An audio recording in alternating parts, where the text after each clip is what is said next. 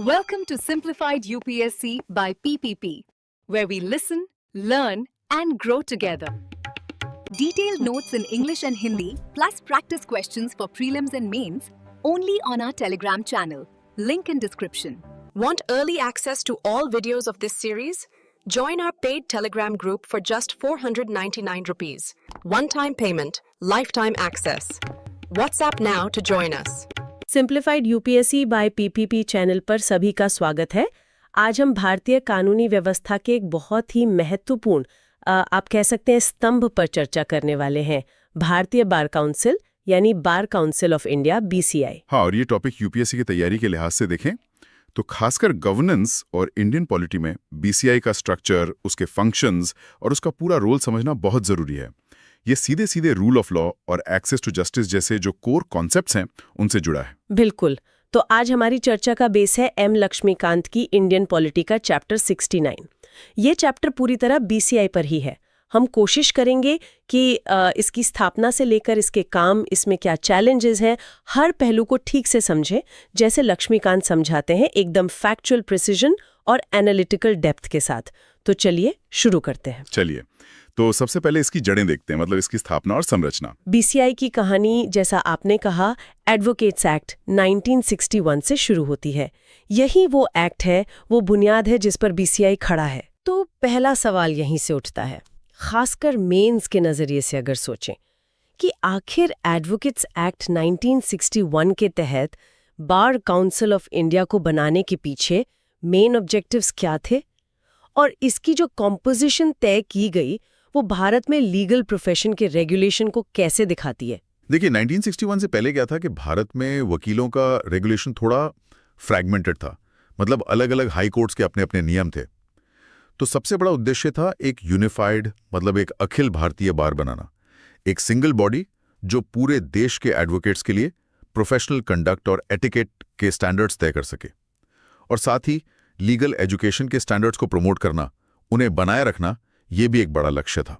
अच्छा, मतलब यूनिफॉर्मिटी लाना और क्वालिटी इंश्योर करना, और यहीं पर बीसीआई की स्ट्रक्चर इंपॉर्टेंट हो जाती है। हाँ, और ये इंपॉर्टेंट है प्रीलिम्स के लिए कि ये संवैधानिक निकाय, मतलब कॉन्स्टिट्यूशनल बॉडी नहीं है, बल्कि एक सांविधिक निकाय, स्टैट्यूटरी बॉडी है, जिसे संसद के कानून एडवोकेट्स एक्ट 1961 की धारा 4 के तहत बनाया गया है। ये फर्क अक्सर पूछ लिया जाता है। एकदम सही, एकदम सही। और इसकी कॉम्पोजिशन देखें तो उसमें क्या है कि विविधता और विशेषज्ञता दोनों का ध्यान रखा गया है। इसमें हर स्टेट बार काउंसिल से चुने हुए सदस्य होते हैं, और इनका चुनाव कौन करता है? उस स्टेट बार काउंसिल के सदस्य अधिवक्ता अपने में से ही करते हैं। ये सदस्य आमतौर पर 5 साल के कार्यकाल के लिए चुने जाते हैं। इसके अलावा भारत के अटॉर्नी जनरल और सॉलिसिटर जनरल, हाँ, एक्स ऑफिशियो मेंबर्स है ना, मतलब जो भी उस पद पर होगा वो अपने आप ही सदस्य बन जाएगा, मिलता रहता है। हाँ, और ये पूरी बॉडी, मतलब बीसीआई, फिर अपने सदस्यों में से ही एक चेयरमैन और एक वाइस चेयरमैन चुनती है। इनका कार्यकाल आमतौर पर 2 साल का होता है। तो इस तरह से ये स्ट्रक्चर राज्यों के रिप्रेजेंटेशन और लीगल एक्सपर्टीज का एक मिक्स है, जो इसे वो अखिल भारतीय कैरेक्टर देता है। तो अगर हम इस सेगमेंट को समराइज करें तो प्रीलिम्स के लिहाज से की टेकअवेज क्या होंगे? बीसीआई स्टैट्यूटरी बॉडी है, एडवोकेट्स एक्ट 1961 सेक्शन 4 के तहत बनी, कॉम्पोजिशन में स्टेट बार काउंसिल्स के इलेक्टेड मेंबर्स और AG and SG ex officio members, और ये अपने चेयरमैन वाइस चेयरमैन खुद चुनती है। और बेंस की लिए समझने वाली बात यह है कि इसकी स्थापना का मकसद था लीगल प्रोफेशन को यूनिफाई करना, रेगुलेट करना, कंडक्ट के स्टैंडर्ड्स तय करना और लीगल एजुकेशन को प्रमोट करना। और इसकी संरचना इसी अखिल भारतीय और नियामक भूमिका को दर्शाती है, जिसमें राज्यों और केंद्र दोनों का रिप्रेजेंटेशन है। ठीक है, तो इस्टेब्लिशमेंट और कॉम्पोजिशन तो क्लियर है। अब आते हैं इसके कोर फंक्शन पर। इसके कार्य और शक्तियां क्या हैं, ये जानना मेंस के लिए बहुत जरूरी है कि बीसीआई के मेन फंक्शंस क्या हैं और ये भारत में रूल ऑफ लॉ को बनाए रखने में कैसे कंट्रीब्यूट करते हैं। हाँ, तो बीसीआई के काम, जैसा आपने कहा, काफी वाइड हैं। सेक्शन 7 में दिए गए हैं। सबसे पहला और शायद सबसे महत्वपूर्ण काम है अधिवक्ताओं के लिए पेशेवर आचरण और शिष्टाचार के मानक निर्धारित करना, laying down standards of professional conduct and etiquette for advocates.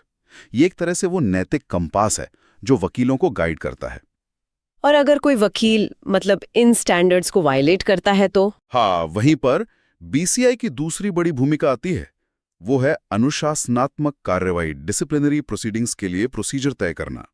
BCI के पास अपनी डिसिप्लिनरी कमिटीज होती हैं जो सेक्शन 9 के तहत बनती हैं। ये कमिटियां वकीलों के खिलाफ कदाचार मतलब प्रोफेशनल मिसकंडक्ट की शिकायतों को सुनती हैं और अगर कोई दोषी पाया जाता है तो उसे दंडित भी कर सकती हैं, जिसमें रेप्रिमैंड यानी फटकार लगाना, प्रैक्टिस से सस्पेंड करना या रोल से नाम हटा देना तक शामिल हो सकता है। और हाँ, ये स्टेट बार काउंसिल्स की डिसिप्लिनरी कमिटीज के फैसलों के खिलाफ अपील सुनने का भी अधिकार रखती है। अच्छा, मतलब नियम बनाना और लागू करवाना दोनों। इसके अलावा ये वकीलों के अधिकारों, विशेषाधिकारों और हितों की रक्षा भी करती है, safeguarding the rights, privileges and interests of advocates. तो एक तरह से ये वकीलों की रिप्रेजेंटेटिव बॉडी भी हुई। बिल्कुल, बिल्कुल।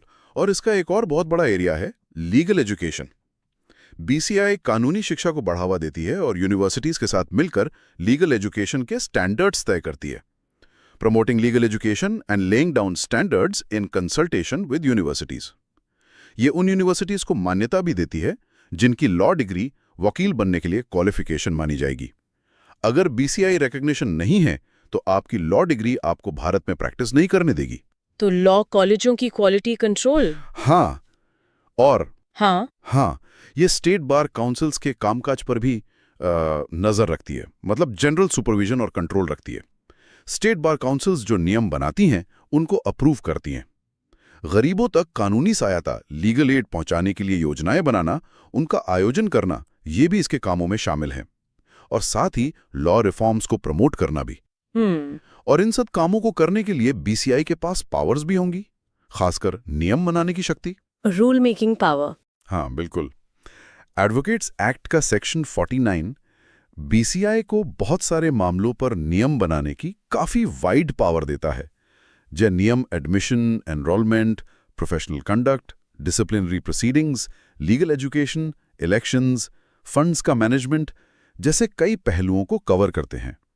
यही शक्तियां बीसीआई को अपने काम प्रभावी ढंग से करने में मदद करती हैं। लेकिन यहाँ एक पीच है या कहीं क्रिटिकल पॉइंट आता है। बीसीआई के पास इतनी शक्तियां हैं, इतनी जिम्मेदारियां हैं, लेकिन क्या ये हमेशा उम्मीदों पर खरी उतरी है? अक्सर हम सुनते हैं, और शायद लक्ष्मीकांत भी जिक्र करते होंगे, कि लीगल एजुकेशन की क्वालिटी गिरी है या वकीलों के बीच कदाचार के मामलों पर कार्रवाई उतनी इफेक्टिव नहीं है। हाँ, ये बात सही है और ये चिंताएं उठती रहती हैं। ये आलोचनाएं वाजिब भी हैं। कई बार बीसीआई पर आरोप लगता है कि वो लॉ कॉलेजों के इंस्पेक्शन और रेगुलेशन में उतनी सख्ती नहीं बरतती जितनी ज़रूरत है। इससे कुछ इंस्टीट्यूशंस में शिक्षा का स्तर वो गिरता है। इसी तरह डिसिप्लिनरी प्रोसीडिंग्स में देरी होने की और कई बार कथित तौर पर नरमी बरतने की शिकायतें भी आती हैं।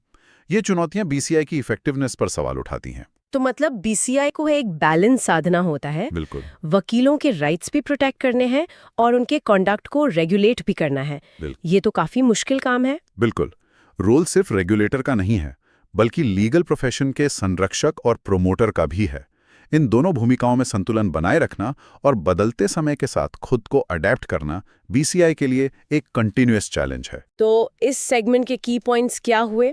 प्रीलिम्स के लिए याद रखें, की functions, section 7, standards of conduct, disciplinary procedure, safeguarding rights, legal education standards, university recognition, legal aid, supervision over SBCs. और की powers, disciplinary action via committees, section 9, rule making power, section 49, appellate jurisdiction over SBC disciplinary orders. और mains perspective से देखें तो BCI के कार्य rule of law और access to justice को सपोर्ट करते हैं, ये इंश्योर करके कि वकील एथिकल स्टैंडर्ड्स फॉलो करें और कॉम्पिटेंट हों। लेकिन लीगल एजुकेशन क्वालिटी और डिसिप्लिनरी मैकेनिज्म की इफेक्टिवनेस से जुड़ी चुनौतियां हैं जिन पर लगातार सुधार की जरूरत है।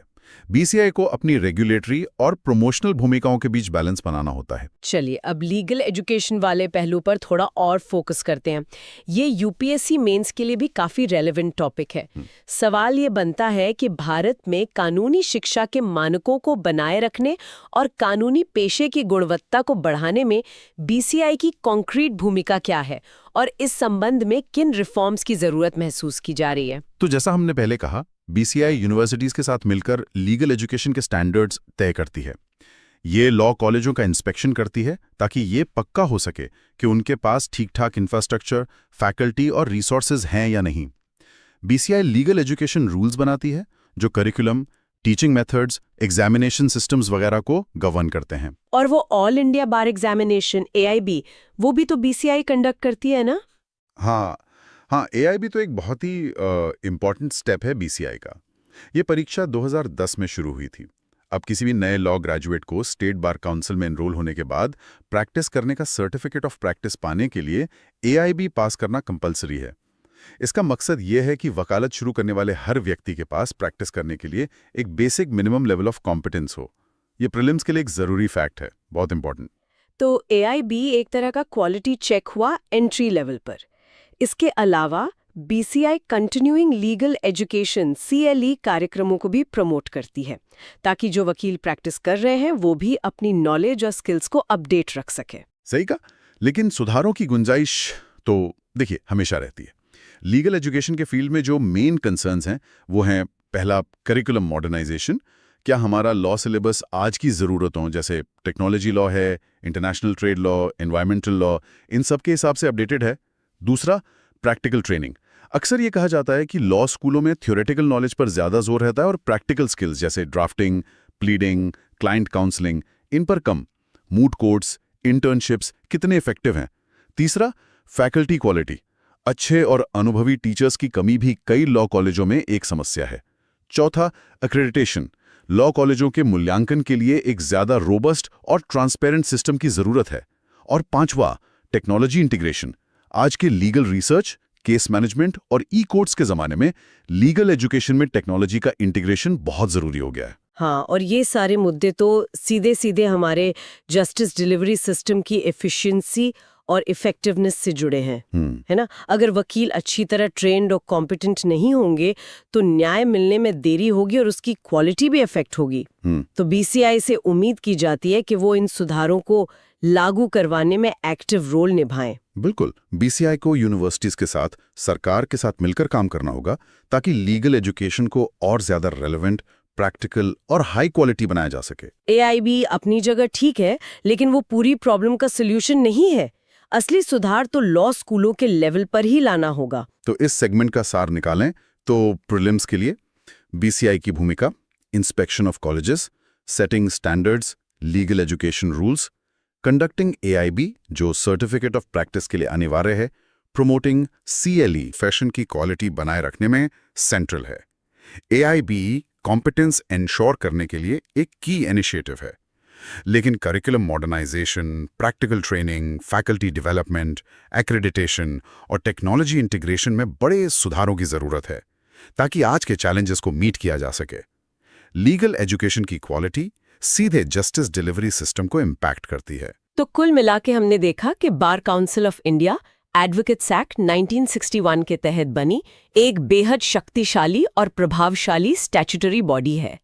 ये सिर्फ वकीलों का संगठन नहीं है, बल्कि ये लीगल प्रोफेशन और लीगल एजुकेशन का मुख्य नियामक यानी रेगुलेटर है। हाँ, इसकी संरचना, इसके कार्य और इसकी शक्तियां, ये सब मिलकर इसे भारतीय कानूनी प्रणाली का एक बहुत जरूरी हिस्सा बनाते हैं।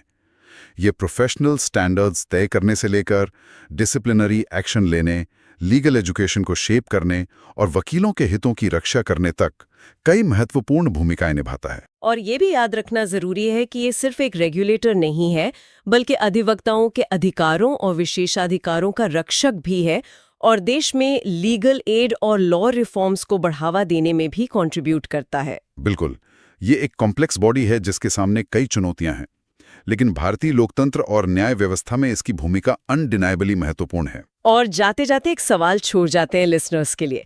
आज टेक्नोलॉजी तेजी से बदल रही है, समाज में नए किस्म के लीगल चैलेंजेस आ रहे हैं, जैसे AI एथिक्स है, डेटा प्राइवेसी है, क्लाइमेट चेंज लिटिगेशन है। ऐसे में भविष्य में लीगल प्रोफेशन को रेगुलेट करने और सभी के लिए न्याय सुनिश्चित करने में BCI की भूमिका कैसे इवॉल्व होनी चाहिए, what new standards, skills and regulations might be needed, इस पर सोचना जरूरी है। निश्चित रूप से BCI को भविष्य के लिए तैयार रहना होगा और एक प्रोएक्टिव अप्रोच अपनाना होगा। सिंप्लीफाइड UPSC बाय PPP पर इस गहन विश्लेषण में शामिल होने के लिए धन्यवाद। उम्मीद है BCI पर ये चर्चा आपकी UPSC तैयारी में मददगार साबित होगी। अगली बार फिर मिलेंगे एक नए विषय के साथ। Thanks for watching. Follow us on Telegram and Instagram. Don't forget to like, share, and subscribe.